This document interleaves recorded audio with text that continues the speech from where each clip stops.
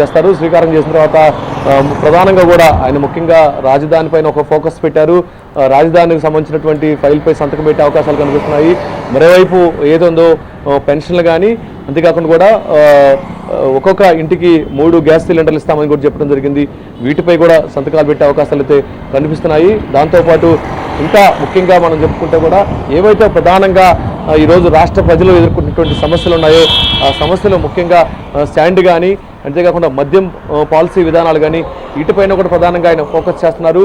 అంటే ఇప్పటికే అధికారులు వాటికి సంబంధించినటువంటి ఫైల్స్ కూడా సిద్ధం చేసినట్టు తెలుస్తుంది. వీటిపైన కూడా సంతకాలు చేసే అవకాశాలు అయితే కనిపిస్తున్నాయి. సో మొత్తంగా మనం చూస్తే మాత్రం ఈరోజు చూడొచ్చు మనం ఈ వన్ వే ఏదైతే ఉందో దానిపైన పెద్ద ఎత్తున కూడా ఇటు ద్విచక్ర వాహనాల్లో కానీ, సొంత వాహనాలు 4 వీలర్స్ కానీ, బస్సుల రూపంలో కానీ ఇలా పెద్ద ఎత్తున కూడా ఇటు తెలంగాణ నుంచి కానీ, ఆంధ్రప్రదేశ్ నుంచి, పక్క రాష్ట్రాల నుంచి కూడా ముఖ్యమంత్రులు కానీ, మాజీ ముఖ్యమంత్రులు కానీ పెద్ద ఎత్తున కూడా ఈరోజు చంద్రబాబు నాయుడు ప్రమాణ స్వీకారానికి ఆహ్వానించిన నేపథ్యంలోనే పెద్ద ఎత్తున కూడా వీఐపీలు తరలి వస్తున్నట్టు కూడా మనం చెప్పుకోవచ్చు. ఇక మరి కాసేపట్లోనే చంద్రబాబు నాయుడు అని నేను అంటూ కూడా ఆయన ప్రమాణ స్వీకారం చేసే అవకాశాలు అయితే కనిపిస్తున్నాయి.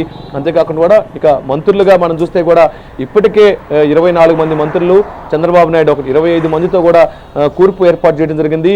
అన్ని రకాల అందరిని కూడా సామాజిక సమీకరణల నేపథ్యంలోనే అవకాశం కల్పించారు. 17 మంది కొత్తగా గెలిచినటువంటి ఎమ్మెల్యేలుకి అవకాశం కల్పించారు. మరోవైపు మొదటి నుంచి పార్టీలో కష్టపడి పనిచేసినటువంటి ఎవరైతే 2019లో టీడీపీ ఓడిపోయినా కూడా 23 మంది ఎమ్మెల్యేలు గెలిచారు. ఆ 23 మంది గెలిచిన వారికి మొదటి ప్రాధాన్యత కల్పించారు.